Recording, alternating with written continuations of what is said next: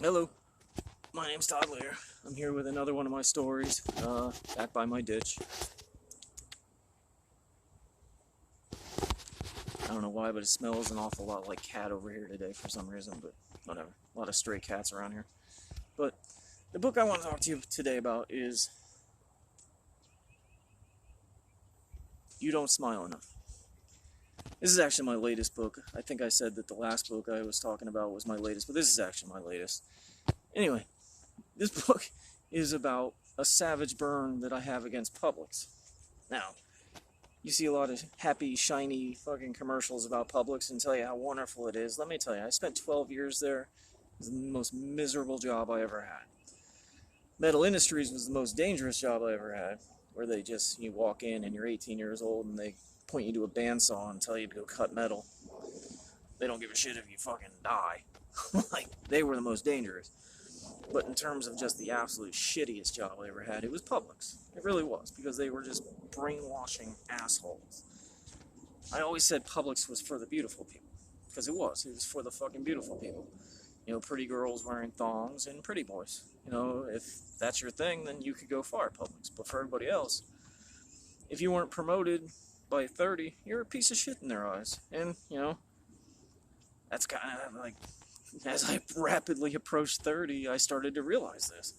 That, you know, you're just wasting your goddamn time at Publix. They don't want you there. If you're not a little kid. I mean, have you ever walked in Publix and seen how many goddamn kids they employ? It's a company run by kids. It really is. But anyway, I get into this a little bit in the beginning of this book. Every fucking day I would go to work at this place, some asshole manager doing nothing would tell me I don't smile enough. So it seemed only proper to title this book, You Don't Smile Enough. That's where the title came from. Now, while I say this is a savage burn against Publix, and it is, it's also a story about me. And I know you probably like, well, why the shit would I want to read about you? And that's fair enough. A lot of people probably don't. I can understand that. I don't want to read about you either. But in case you do want to read about me, or you just want to read a really fucked up, twisted book, this is it. I mean, a lot of people are going to read this and be like, oh man, I'm going to hear some shit about Publix, and then it's going to take you in a whole different fucking direction. Because the real theme of it is a story about, you know, maybe you should watch who you're, you know, talking to. You don't really know people's lives. And people at Publix, you're like, man, like, you just weren't pretty enough, so you didn't fit their mold. But they didn't understand, like, the people that were behind, you know, behind the faces. They didn't give a shit about that. It was the most shallow fucking job I ever had. Some of the shit that they would say to me, and I'd just be like, my God. Like, my God, if people only knew who the fuck you're talking to. But it was everybody.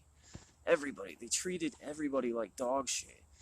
And you just always had to wonder, like, what was going behind the eyes of some of the people they treated like crap. And that's kind of what this story is about. Like, makes you think about, you know, before you go and treat somebody like shit, you better get to know them, because you never know. Sometimes, you know, what's the saying? It's the quiet ones you have to worry about. It's kind of what this book is about. It'll make you think. Might stop you from harassing that fucking silent guy at work.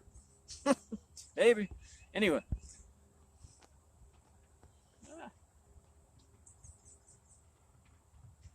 Really simple cover. It fits the message, honestly. But hope you enjoy it. Hope you give it a chance. My name's Todd Lair. See you next time.